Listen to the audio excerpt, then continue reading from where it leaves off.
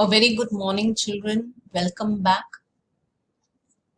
Children, very soon you will be having your exams, and we have already given you the revised syllabus for English.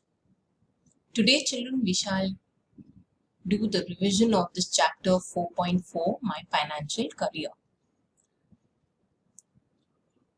In this video, children, we will see a part of the passage and how you have to answer the questions. I will even be telling you some mistakes that you make while writing. So, I request you all to open your textbooks to page 102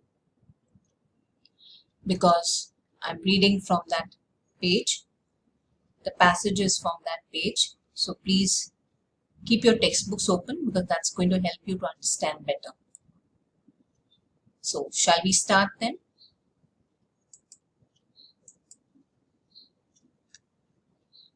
He had gathered from my mysterious manner that I was a detective.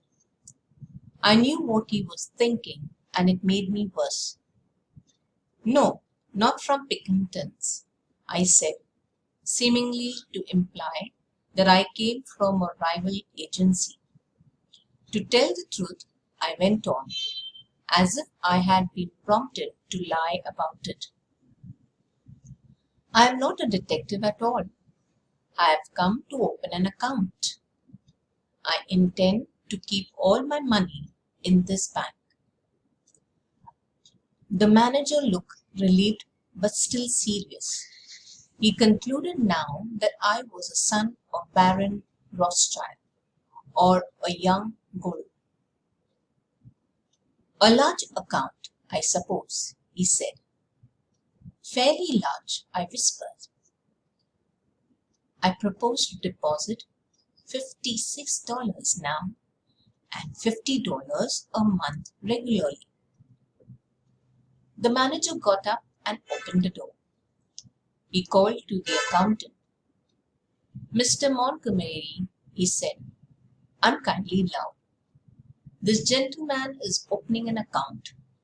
He will deposit $56. Good morning. I rose.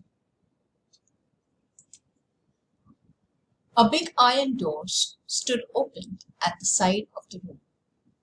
Good morning, I said, and stepped onto the safe. Come out, said the manager coldly, and showed me the other way.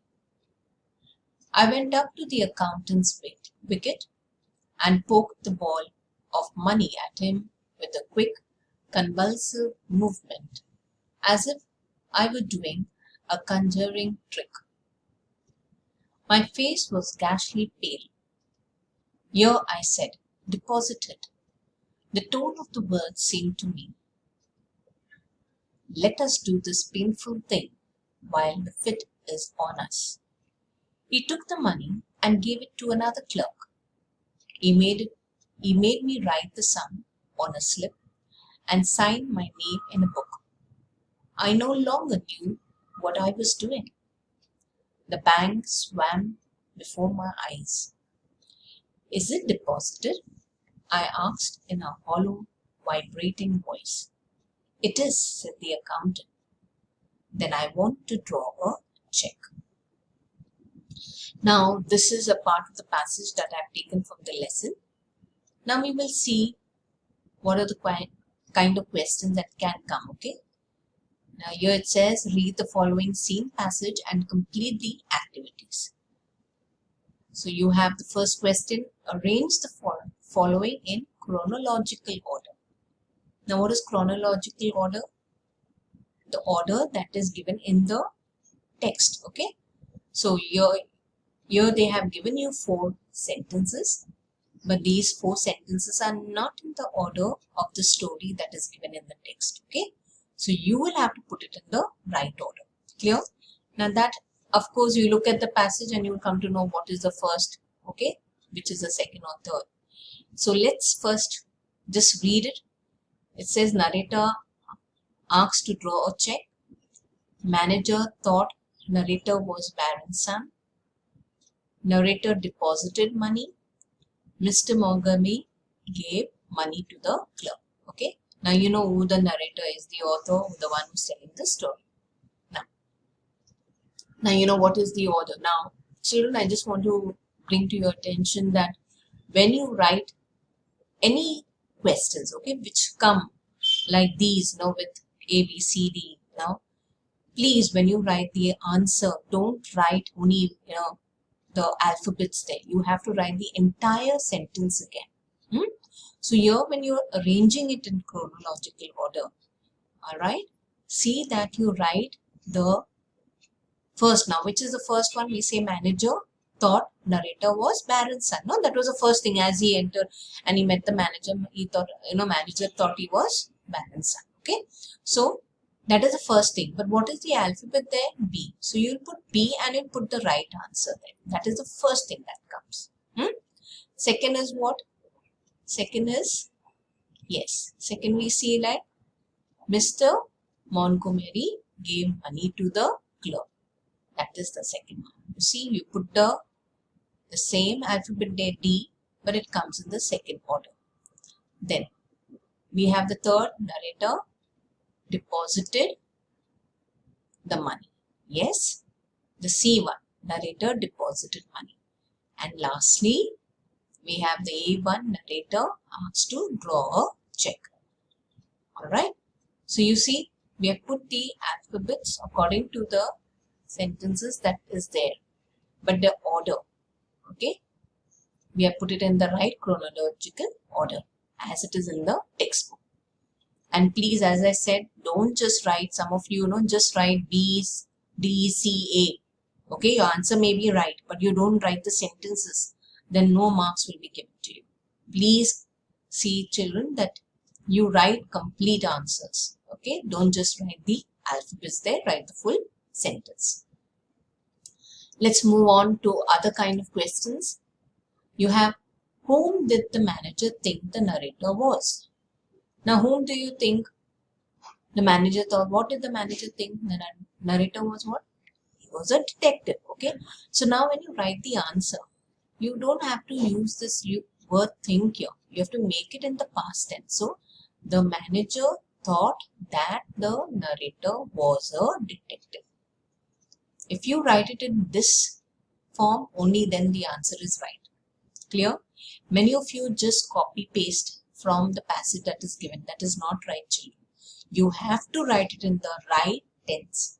So the manager thought that the narrator was a detective. Then, what procedure did the author have to follow to open the account? Now, what do you understand by this? What procedure means? What are the things that the author had to do in order to open the account? So, what are the things he had to do? If you look into your passage there, you can see, okay, the author, he had to sign his name in a book and deposit his cash with the clerk to open an account. Okay, now these answers may not be given directly, children, but you can see, it is there in your passage. Then what did the author want to do after the deposit was made? Now, after he deposited the money, what did he want to do? Yes, he said, no, see, lastly, if you see in the end of the passage when you're reading, is it deposited? I asked in a hollow, vibrating voice. It is, said the accountant. Then I want to draw a check. Correct? So, what did the author want to do? After the deposit was made, the author wanted to draw a check. Wanted. Okay, so you see that want becomes wanted. Many of you, when you're writing the answer, you write it, okay, after the deposit was made, the author want to draw a check. You'll write it that which is wrong. Write it in the past tense. Wanted to draw a check. That is important. All these change when you're writing the answer is very important. Not just the words there, but the tense is important.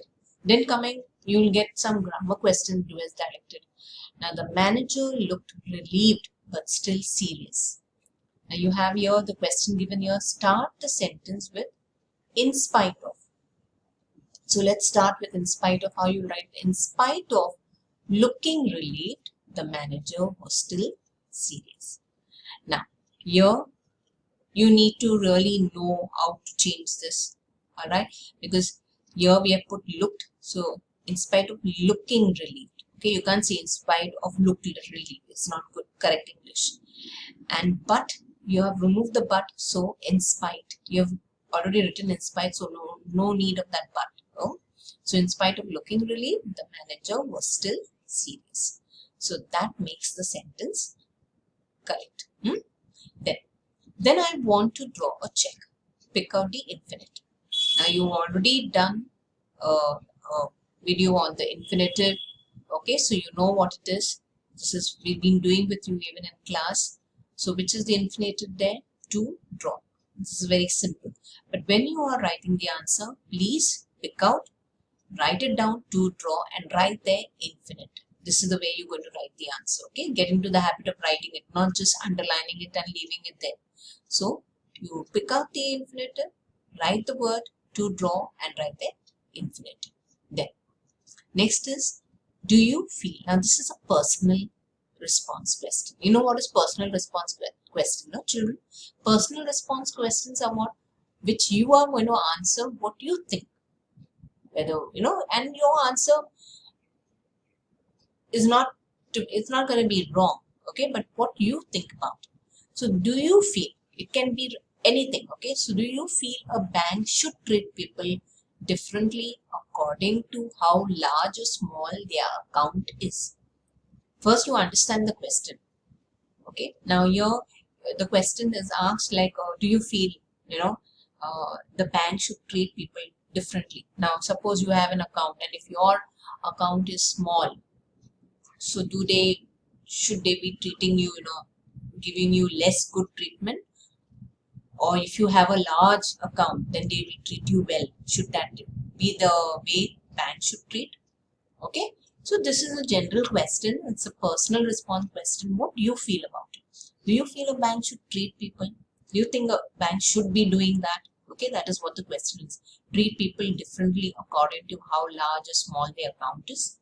So here now, when you're writing a personal response question, children, you always start with I, because you are writing the answer. No, it's your personal answer, response. So you say, I don't, okay, or I feel it is right for the bank to treat people differently.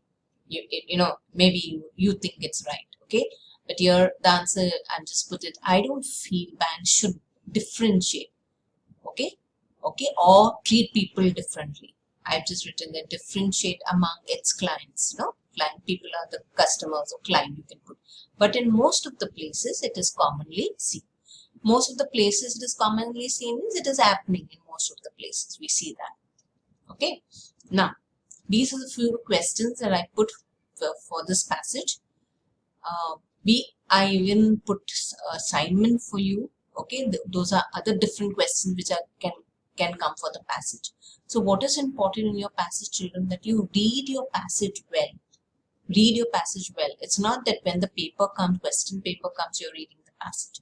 I'm talking about reading the passage even at home, because you have words which have meanings.